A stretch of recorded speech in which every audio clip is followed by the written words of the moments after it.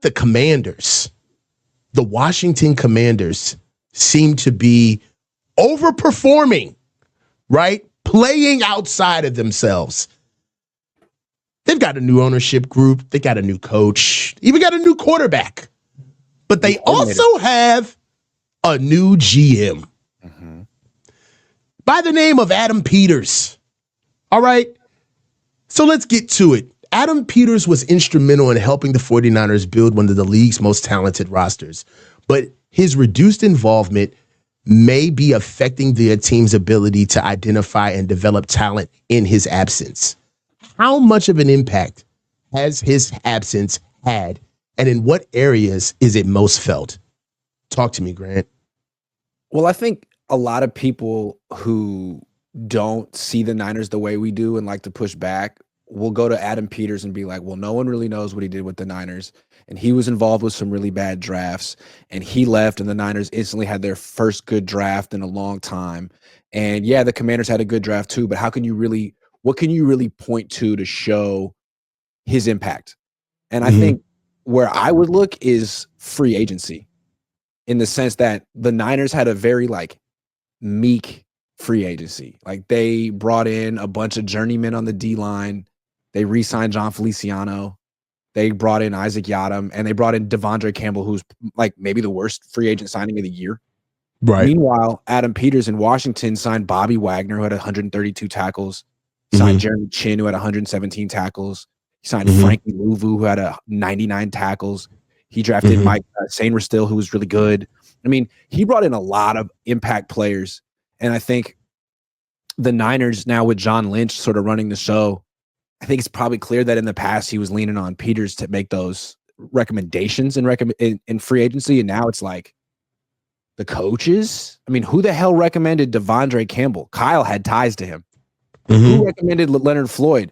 Brandon Staley had ties to him. So I really feel like the Niners are missing a general manager. Adam Peters was their assistant general manager, and now they don't have one. They have a good scouting department, but I think the general manager is like the guy who ties it all together. And to me, John Lynch is more of like a Kyle Shanahan mouthpiece, with all due respect. Yeah. I mean, also, if you look at it, it's really the draft as well. I mean, let's just go ahead and put Jaden Daniels away. All right, cool. Second round pick, can't miss it. You pick your quarterback. He turned out to be a guy, whatever. But what they're getting out of guys like Jerzon Newton, right? Mike Sanders, still the cornerback, that they're getting production out of their rookie class, right? These are guys. Detroit. They collapsed the pocket. They got pressure right in Jared Goff's face. I mean, you got to give Adam Peters credit for that. He drafted a defensive tackle in round 2 last year. The Niners haven't taken a defensive tackle since Kalia Davis. I mean, don't look now, but in round 3, look at what Luke McCaffrey is doing in round 3. I mean, can we look at the production of Luke McCaffrey? And I understand injuries play a part, but I'd say Luke McCaffrey and Ricky Pearsall is pretty much a wash as far as talent is concerned. And they found that value in the 3rd round. Also, one thing about Adam Peters that I know, we're not going to see it immediately, but it could show itself in future years, is the development of younger players late in the draft. That's one thing, we don't know exactly.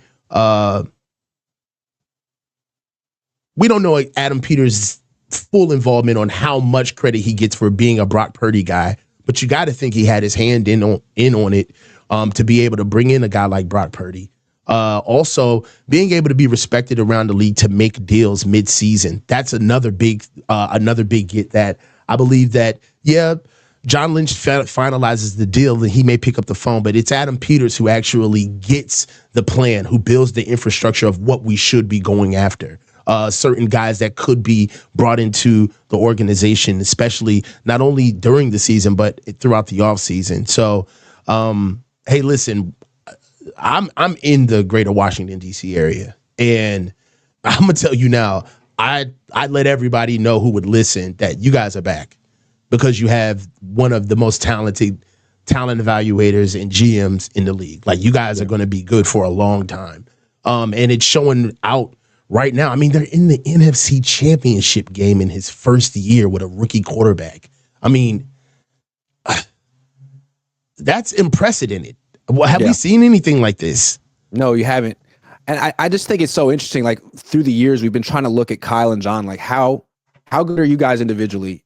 I mean, Kyle on his staff, he had Saleh and D'Amico at the same time. So people have said, hey, Kyle, you're not necessarily a head coach. You're more of a coordinator. Yeah, but he had so many head coaches on his staff that the Niners had head coaches. And now all those guys are gone. And we're looking at Kyle like, okay, now it's more on you. And same with John. Like you had a general manager in your back pocket helping you out. And now he's gone and he's clearly a good general manager. He doesn't need you. Washington's doing really well. They just went from 4 wins to 12 wins, but you need something because the Niners are in a bit of a tailspin. And they could blame it on injuries all they want, but we see that there is something dysfunctional about their team, from the prolonged contract negotiations to the drama, to the infighting, to the finger pointing. Something seems wrong with this team. And again, I think a general manager kind of ties an organization all together. Right now, it's just the Kyle Shanahan show from top to bottom, with John Lynch trying to put a good face on it at 6 wins. Yeah, I mean, and listen, I feel like John Lynch's resume, his character as a human being, stellar, right? And I think that's part of the problem when we start looking at job performance, on top of the fact that it's hard to really assess John's performance when Kyle is the one who hired John.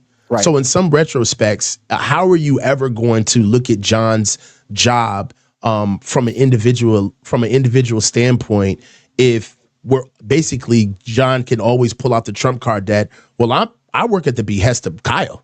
So really, right, this is just me going to go get the groceries, quite honestly. Right. Like, I'm not putting together anything. And real quick, I just want to point out the last 4 teams that are alive in the playoffs right now, they all have strong general managers. I don't think we would consider John a strong general manager. I think he's sort of a face for the head coach who's making most of the decisions, final decisions. But Buffalo has Brandon Beane, strong general manager. Kansas City has Brett Veach. Washington has Adam Peters. Philly has Howie Roseman. Maybe the Niners should consider bringing in like a strong general manager. They can keep John Lynch, but someone who actually has an extended experience in personnel, work their way up from the bottom the way Adam Peters did. Definitely. It's time for my biggest thing is that the John and Kyle are in tandem. So they need to split that up if they really want to start. GM would be like bringing in Lumberg into your office. I mean, you know what I mean? It's like bringing in the outsider to sort of just watch everyone. Like, it probably wouldn't work, but it's what they need. But it's what we need, though. Yeah. And I think bringing in a GM that is not linked to Kyle actually starts bringing in some process where you can have a GM that says, you know what, I understand your offense. And yes, me and you, we work in collaboration to bring the best players to this offense. However, I am going to get fired. Like, I got hired by the owner, bro, and we need an O-line. And I'm going to push for us to start getting O-linemen. And then you do what you need to with the players that we have. And like, we can have that conversation too. And there's a lot of teams that do that. I mean, look at Howie Roseman and what the Eagles do. Howie Roseman he brings in the process of what the Eagles look like. He's the guy that says, no, we're doubling down on the draft on defense. And that's not a conversation where Nick Sirianni is like leading that conversation. He's in the room, right? But Howie Roseman in ownership and their developmental staff that's all embedded in the organization, they're the ones who lead that match. I just feel like having your head coach have that much power, sometimes it leads to a point where nobody can bring anything to shift, right, to help us start adapting. I do feel like we're very one note. So we need an O-lineman. I agree. And I think just look at free agency last year. A lot of people like to look at the Niners draft. It was a nice draft. It was a very good draft, especially if Ricky Pearsall continues the trajectory he was on at the end of the year. But free agency was a failure. It was a straight up failure. You cut Eric Armstead and then replace him with someone who's worse than him and Malik Collins. You got a bunch of journeymen that you shouldn't be paying on the defensive line because you haven't been drafting the position. You signed Devondre Campbell. This is a great segue into our next topic. Let's talk about it. Yeah, thank you.